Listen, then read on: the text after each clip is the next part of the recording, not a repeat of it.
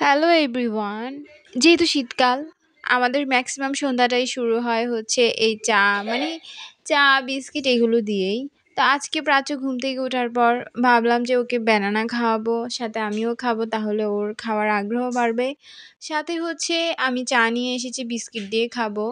ওকে বিস্কিটের পাশাপাশি আমি নানাটা খাওয়াবো, সরি ব্যানানাটা খাওয়াবো।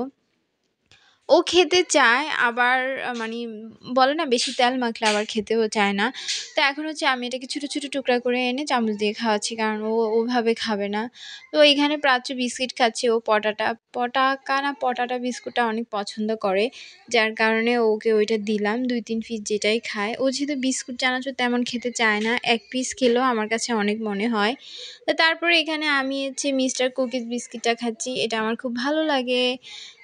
আর এটার আগের নাম ছিল হচ্ছে কসমস। যারা খেয়েছেন বা পছন্দ করেন তারা তো জানেনই। আমি কসমস বিস্কিট বলেই হচ্ছে আমি জানি।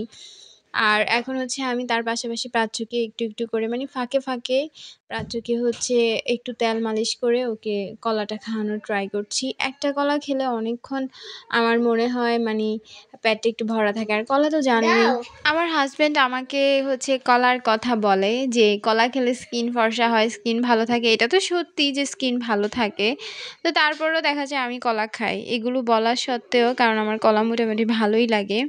তো এখন হচ্ছে আমার চায়ের তো ধোঁয়া উঠছে, এখনও এটা আমার খাওয়ার সময় হয় নাই। আপনারা অনেকেই জানেন আমি গরম চা খেতে পারি না। তো তারপরে ওই বিস্কিটটাতে মানে মিস্টার কুকিজ বিস্কিটটাতে 2-3টে ছিল, ওইটা আমি খালি খেয়ে ফেলেছি, তাই এই প্যাকেটটা খুললাম। তারপর এখানে অনেক বাজার এনেছে, যেগুলো আমি এখনও গুছাইনি। আজকে দুপুরবেলা আমি তরকারি রান্না করিনি, মানে ভাজি বড়া এত আইটেম হয়েছে, যার কারণে তরকারিটা স্কিপ করে গেলাম। তাই ভাবলাম যে রাতে সবজিগুলো গুছিয়ে তারপর রান্নাবান্না স্টার্ট করব, শুধুমাত্র রাতের জন্য তরকারিটা রান্না করব। তা আমি এখানে কাটতে টাটতে বসে পড়েছি, আর প্রাচ্যতে এখন চেয়ার নিয়ে চলে এসেছে আমার পাশে বসার জন্য, কারণ ও অলওয়েজই আমার পাশাপাশি থাকে। আমি যে রুমে যাই ওই রুমেই ও যায়। ও যে বিরক্ত না করলে ওর ভালো লাগে না। তারপরে এখন হচ্ছে আমি 1টা 2টা করে কেটে নিচ্ছি। আমি রাতের জন্য পরিমাণ মতো কেটে নেব। এখানে হচ্ছে কুমড়ার ডগাগুলা। আর আমার ডগা ভালোই লাগে। আর নতুন আলু দিয়ে রান্না করলে তো আরও বেশি মজা লাগে। আর প্রাচ্যকে এখানে বসিয়ে দিয়েছি একটা চিপস হাতে ধরে, তাহলে ও টিভি দেখতে দেখতে শান্ত থাকবে। আর এখানে যেহেতু আমি মাত্র রাত্রের জন্য রান্না করব, যার কারণে খুব বেশি একটা টাইম লাগেনি কাটতে। আর এখন আমি আলুগুলো কেটে নেব। বাকি ডগাগুলো আমি রেখেছি আরেকদিন খাওয়ার জন্য। আর কিছু রেখেছি হচ্ছে মাসকলাইয়ের ডাল রান্না করলে ওইখানে দেওয়ার জন্য। আর এখানে আমি 3টা আলু নিয়ে নিলাম।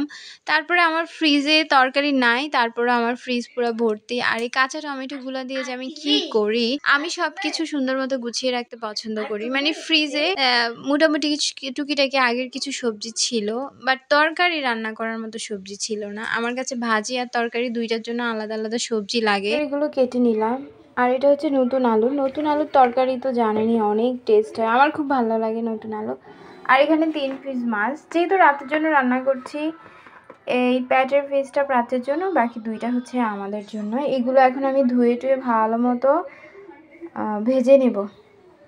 পরে বসায় নিছি 2টাতে, একটাতে মাছ ভাজবো, এটাতে দুপুরে মাছ ভেজেছিলাম। আর ওইটাতে তরকারিটা বসিয়ে দেবো, তাহলে আমার তাড়াতাড়ি রান্না হয়ে যাবে।